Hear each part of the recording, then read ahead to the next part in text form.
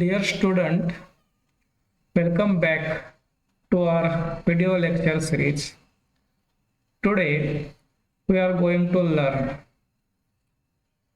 a poem for the student of BA second year, same fourth. विद्यार्थी मित्रांनो, स्वागत तुमचं आपल्या या व्हिडिओ लेक्चर सिरीजमध्ये. मी डॉक्टर राजेंद्र शंभरकर तुमच्यासाठी हे व्हिडिओ लेक्चर घेऊन आलो आहे आणि हे व्हिडिओ लेक्चर आहे BA सेकंड इयरचे विद्यार्थी सेम फोर्थ आणि यामध्ये आपण तिसरी पोएम जिचं टायटल आहे नेचर ती शिकणार आहोत. आतापर्यंत आपण दोन कवितेचे व्हिडिओ ऑलरेडी आपल्या चॅनलवर अपलोड केलेले आहेत. विद्यार्थ्यांनी ते पाहिले असेल, पुन्हा पुन्हा पाहणं गरजेचं आहे आणि मग ते थोडंसं ऐकण्याची सवय झाली की समजायला लागेल. So let us start today's video lecture. Poem number 3, title of the poem is nature. It is written by a well-known poet, W.H. Longfellow. Poet Henry Wadsworth Longfellow. He is an American-based love poet and a member of Fireside Poet. He was a professor at Cambridge University. The poem, that is Nature, is an evocative poem about the transition of human made from life to death. कवितेचं शीर्षक आहे nature, निसर्ग. आणि ही कविता आपल्याला जागृत करते आपल्या मनाला आणि सांगण्याचा प्रयत्न करते की मानवाच्या जीवनामध्ये कसे परिवर्तने होतात. म्हणजे माणूस मोठा होतो, मृत्यू होतो आणि मृत्यू म्हणजे कवीच्या मते आपल्या जीवनाचं अंतिम ध्येय आणि तिथपर्यंत आपल्याला निसर्ग घेऊन जातो. ज्याप्रमाणे आपली आई आपल्याला हात पकडून सायंकाळी झोपायला नेते, त्याचप्रमाणे निसर्गही आपल्याला आपल्या शेवटच्या ठिकाणापर्यंत घेऊन जाते. अशा प्रकारची कल्पना कवीनं या कवितेमध्ये केलेली आहे. Summary of the poem. The poem is in 3 stanzas. It is a description of a mother's concern and love for her baby. Her love and concern are like nature. The poem describes how the unwilling child is gently led by its mother to the bed. Here, the poet is directly compare mother and nature. In the other word, he says that nature is our mother. ज्याप्रमाणे आई आपली काळजी घेते, आपल्यावर प्रेम करते, त्याचप्रमाणे निसर्गही आपली काळजी घेते, आपल्यावर प्रेम करते. आणि ज्याप्रमाणे एखादी आई आपल्या हट्टी बाळाला प्रेमानं झोपायला घेऊन जाते, त्याचप्रमाणे निसर्गही आपल्याला आपल्या अंतिम ठिकाणापर्यंत घेऊन जाते. मदर या कवितेमध्ये तिचं करेक्टर आहे. The day is over and it is time to go to bed for the children. The loving mother gently take it by hand, leads it to bed. आता या ठिकाणी ज्याप्रमाणे आपली आई दिवस संपल्यानंतर तिच्या बाळाला झोपण्यासाठी बेडपर्यंत घेऊन जाते, जंटली, हळुवारपणे, नाजूकप्रमाणे, कारण तिला माहीत असतं की ही या बाळाची झोपण्याची वेळ झालेली आहे. त्याचप्रमाणे निसर्गालाही वाटतं की या व्यक्तीचं आता सगळे दिवस संपले आणि म्हणून निसर्गही आपल्याला आपल्या अंतिम ठिकाणाकडे घेऊन जाण्याचा प्रयत्न करतो. या पोएममधला मूल the boy is reluctant to go to bed. Obviously ते मूल झोपण्यासाठी नाखुश आहे. The child is playing all the day with the toys. Now he is tired and hence his mother takes him to the bed and asks him to sleep soundly. The child is deeply attached to the toys and is reluctant to go to bed. He tried to look towards the toys outside the door. The mother tries to make the child sleep. The mother promised the child that she would offer him new and more toys next morning. But the child is not impressed by the promise. Here, all of us, all the human beings on the earth are the child of the nature. And nature is our mother. Obviously दिवसभर खेळू खेळू मूल दमलं म्हणजेच आयुष्य जगू जगू आपणही दमलो असा याचा अर्थ या ठिकाणी होतो. आणि आईला माहित आहे की मूल आता दमलं आणि म्हणून आई त्याला प्रेमानं घेऊन जाते की चल बाळा झोप.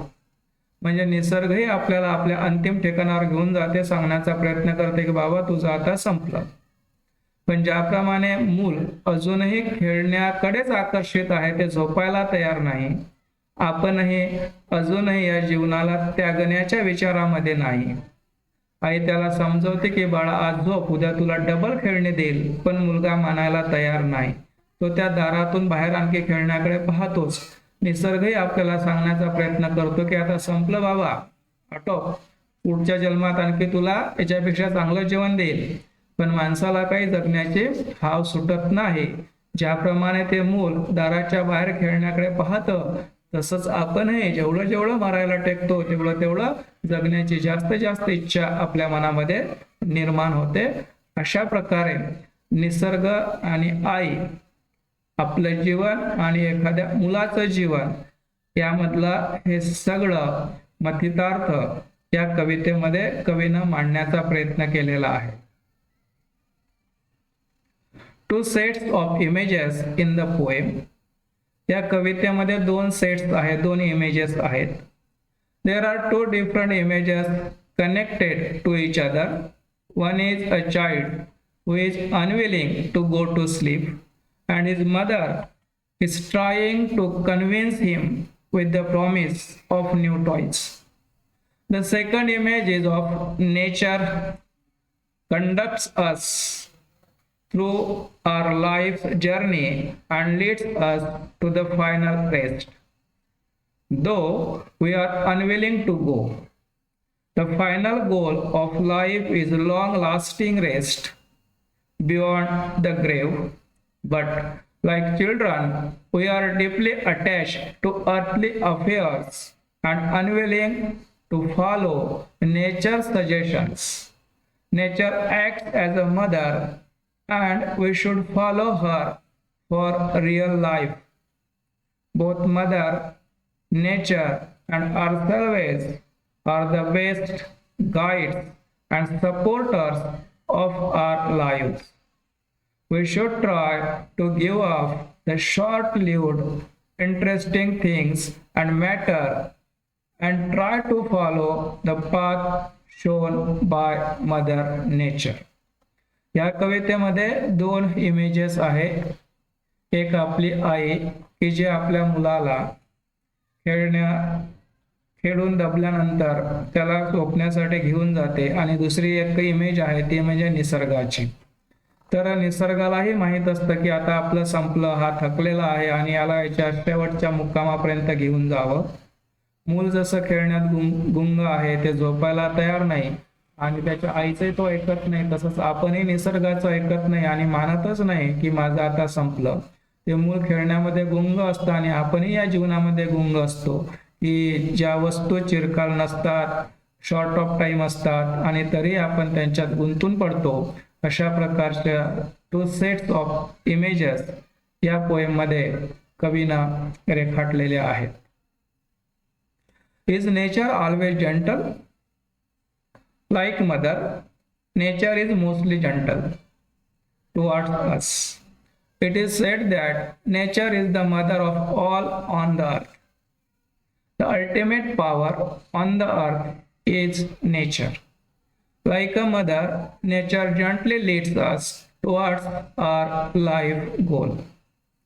All the acts of mother and of nature are loving, careful, and gentle. There is nothing for show or for burden. Like a mother, nature never pressurizes the children. In short, nature is always gentle. Mother Nature leads us to our final destination, slowly and steadily. If it is not gentle, we will keep on continue our lives surrounded by a number of worries, diseases, and anxieties. तर या ठिकाणी question असा आहे की निसर्ग आपल्याशी सौम्यपणे वागतो का?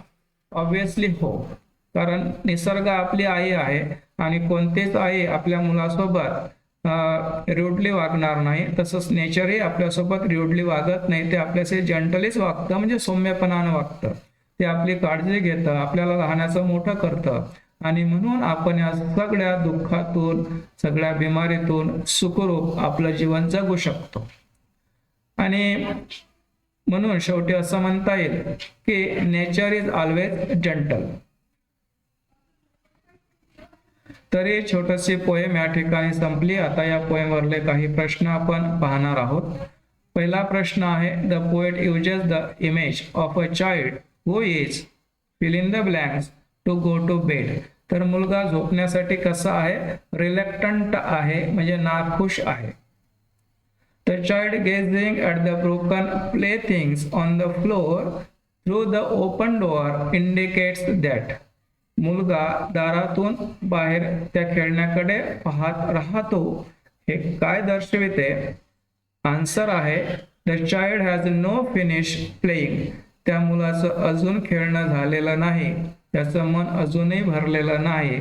जसं आपण कितीही वर्ष जगलो तरी जगण्यातून आपलं मन भरत नाही. What may not please the child more? तर मुलाला कशाचा आनंद वाटत नाही? The promise of new playthings to replace the broken toys. आई त्याला म्हणते की बाळा, उद्याच्या पेक्षा जास्त चांगले खेळणे तुला देईल, पण मुलाला ते पटत नाही, मुलगा खुश होत नाही. चौथा प्रश्न, Why does the poet draw a parallel between nature and mother? कारण आहे, nature is a gentle and loving as mother.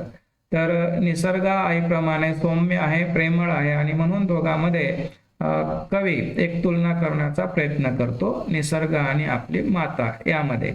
शेवटचा क्वेश्चन आहे, what is the central theme of the poem? या कवितेची मध्यवर्ती कल्पना काय? Love transcend life. तर प्रेमानं जीवन बदलते असं या ठिकाणी मध्यवर्ती कल्पना या कवितेची आहे. तर ही कविता निसर्गावर आधारित आहे आणि निसर्गाची तुलना आपल्या आईशी केलेली आहे. ज्याप्रमाणे आई आपली केअर करते, आपल्याला प्रेम देते, निसर्गही आपली केअर करते, आपल्याला प्रेम देते, आपल्याला प्रोटेक्ट करते. आईला समजते की मूल खेळू खेळू आता दमलेला आहे आणि म्हणून आई त्याला आग्रहानं झोपण्यासाठी नेते.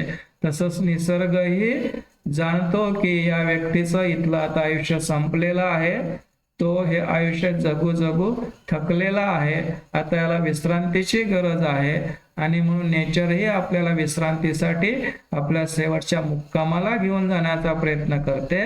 पण ज्याप्रमाणे एखादं मूल आईचं ऐकत नाही, तो खेळण्याचं आकर्षण सोडू शकत नाही, तसंच आपणही निसर्गाचं ऐकत नाही, जगण्याचं आकर्षण आपलं कमी होत नाही आणि मग आपण निसर्गाच्या आज्ञा काही पाळत नाही. अशा प्रकारे जीवनाचं संपूर्ण सार या कवितेत लेखकानं निसर्ग आणि आईच्या तुलनेतून व्यक्त करण्याचा प्रयत्न केलेला आहे. तर ही कविता जर तुम्हाला आवडली असेल तर व्हिडिओला लाईक करा, मित्रांमध्ये शेअर करा. या व्हिडिओमध्ये जर आणखी काही अपेक्षित असेल, काही सुधारणा करण्याची गरज असेल, काही सजेशन्स असतील तर कमेंट सेक्शनमध्ये नक्की लिहा. चॅनलला सबस्क्राईब केलं नसेल तर सबस्क्राईब करा, कारण यानंतर बऱ्याच विषयाचे आपण व्हिडिओ लेक्चर्स रेकॉर्ड करून अपलोड करणार आहोत.